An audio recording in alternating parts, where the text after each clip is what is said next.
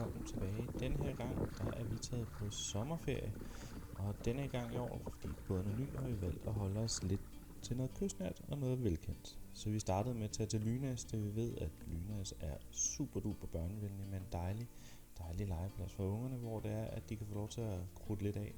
Og samtidig så er der rigtig god mulighed for at fiske krabber, mens man er der. Krabberne er lidt tilgængelige, de er nemme at se, og de bider meget nemt på fiskekrogen eller på krabbefiskestangen, som ungerne jo elsker. Og det er bare super duper afslappende at være i Lynæs. Der ligger en iskiosk, der ligger et surfcenter, hvor man kan købe morgenbrød til en lidt dyr pris, men ellers okay.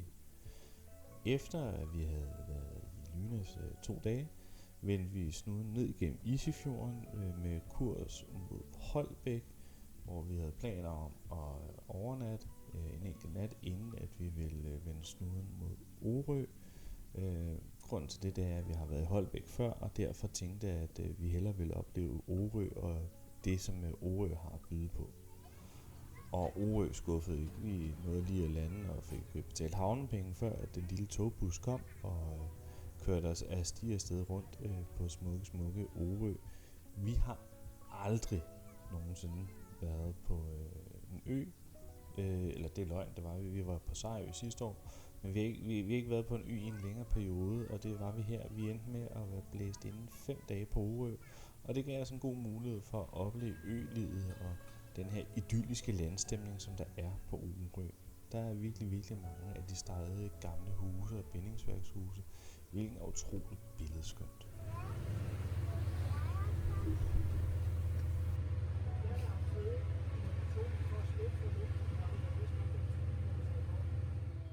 Grunden til, at vi endte på Orø, var så i 5 dage, fordi vi endte med at blæse ind, og vi var der jo et godt skybrud, hvor de havde lovet op til 90 mm regn. Det er dog nedskaleret op, det kun til 55 mm regn, men det var også rigeligt med 55 mm regn, og det gav os rig mulighed for at komme i teltet, som der på trods af sådan 10 år holder tæt.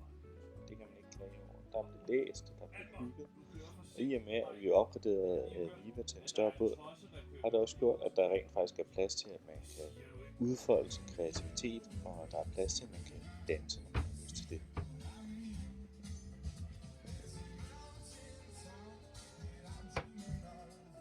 Når det nu regner, og det regner mange dage, fordi det er dansk sommer, så skal vi jo stadigvæk have net. Så jeg er afsted med os på løbehjul, løbecykel og i regntøj, og så ud og finde. Efter regnturen og indkøbsturen, så var jeg tilbage på, hvor det var, at kunne spille lidt. Og fra Dronninghøjen på Orø, der kan du få et 360 view ud over hele Orø, og kan se kysten rundt hele vejen rundt, hvis man kigger godt efter. Anbefales hver tur, det tager kvarter 20 minutter, alt efter hvad man har på slæb at gå fra havnen og op til Dronninghøjen.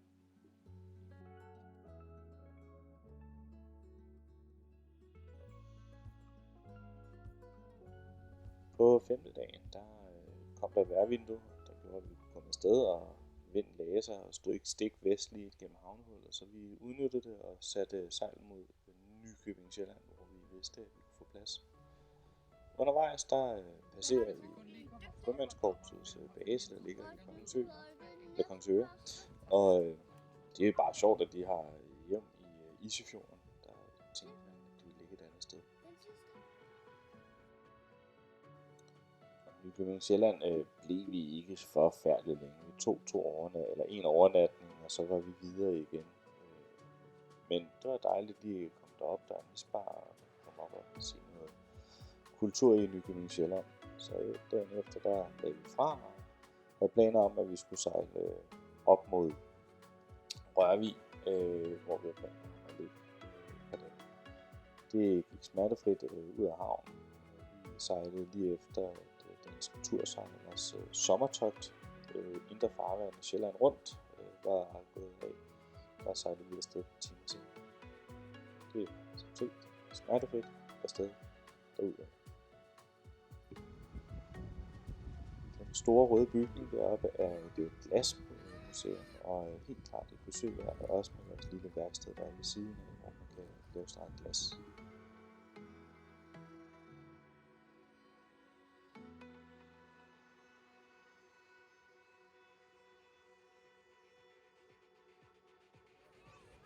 Rørvig er blevet opdaget af andre kontra da jeg var lille, og det har restaurationerne også fundet ud af. Der er spækket fra morgen til aften med mennesker, især børnefamilier, hvor det er, at der bliver fanget krabber og bønner og hylde og spist is. Udover det så udnyttede vi chancen for, at ungerne kunne få lov til at ligge og prøve at øve sig i at ro rundt i gummibåden, som vi har fået op i år. Og der er blevet sådan lige i, så de kan få lov til at ro rundt, og jeg kan altid trække dem tilbage, uden at være bange for, at de bliver taget af strømmen. Lige ved siden af Rørvig Havn, der ligger der et lille stræde, hvor der er sat små boder op, hvor lokale forretningsfolk kan få lov til at sælge deres produkter. Det er super duper hyggeligt, og rigtig godt initiativ for at skabe noget liv. Efter et par dage i Rørvig, der lagde vi os ud i bugten og gjorde det, som mig og Trine snakker om i lang tid. Det var at ligge for anker et helt døgn. Det er noget, vi har ville rigtig lang tid, men Aviva har, eller den nye båd her, har givet os mulighed for det. Der er blevet sejlet anker til pladser tyndt, sejlet til stranden, badet og hygget der. Der er blevet fisket en hel del uden noget fiskeheld. Der var ikke noget, der blev på. Der er blevet slappet af, og vi frygtede det lidt, fordi vi var lidt bange for os uhav. Der er vel de sige til dem, men de faldt bare i ro, og var ud og være der, og helt afslappet. Virkelig fantastisk. Om morgenen kunne jeg nyde en tur i Baljen sammen med alle vandmænd, og der var virkelig mange vandmænd rundt på båden. Det var også en dejlig måde lige at vågne på. Lige få sparket gang i hele systemet. Ellers så blev der bare nyt solnedgang og idyll i det her vindstille område, vi lå i. Så efter 24 timer, der smed vi anker, og tog vi anker, og så satte vi kurs mod Helsingborg for at få lidt byliv. Der var igen dejligt langt sejlads på 4 timer.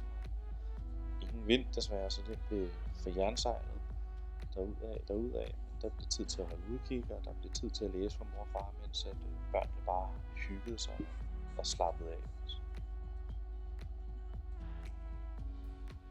Efter en dag i Helsingborg, der satte vi turen op mod Höganäs for Gnarre, og 3 meter til bund og 6 knop. Det var fantastisk sejlads. Höganäs, det er vores go-to for tiden. Der er virkelig, virkelig børnevenligt. Der er en kæmpe legeplads, der er et stort vandområde for børnene lige udefra.